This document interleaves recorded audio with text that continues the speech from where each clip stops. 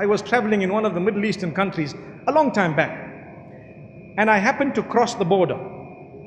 And when I was coming back, I wanted to cross back into the country that I had left from. And it was the time of Jumu'ah, and they told me, you have a Zimbabwean passport, you actually need a visa to go in. And I told them, but hang on, I was here about 10 days back when I was crossing, and no one told me this.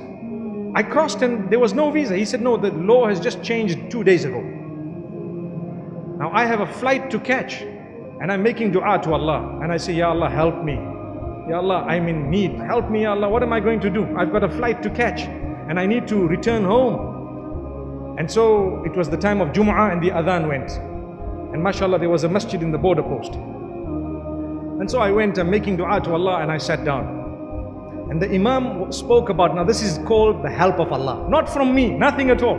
The Imam was speaking about helping people in desperation, helping people in need, and how Allah will assist you if you assist someone who's desperate, who's in need. And guess what? There was a man next to me who greeted me, and I greeted him back. And then I greeted him immediately after the talk.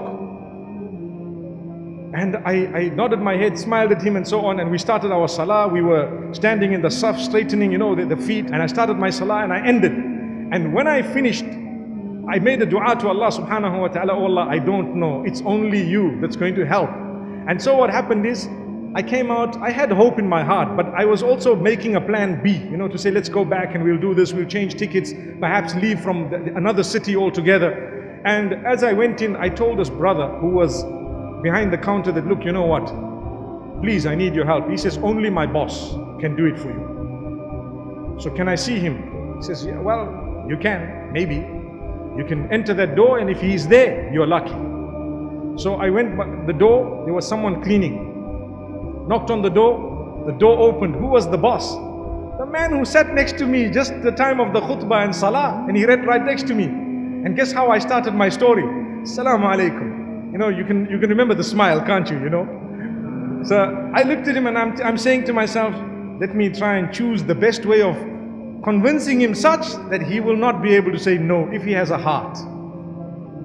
I said, mashallah, I'm in need.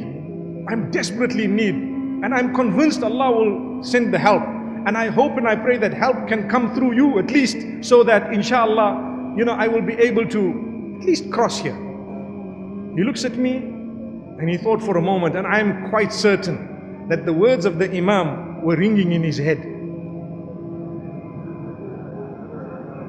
And then he tells me something. He says, you're right. It's only from Allah, not from me.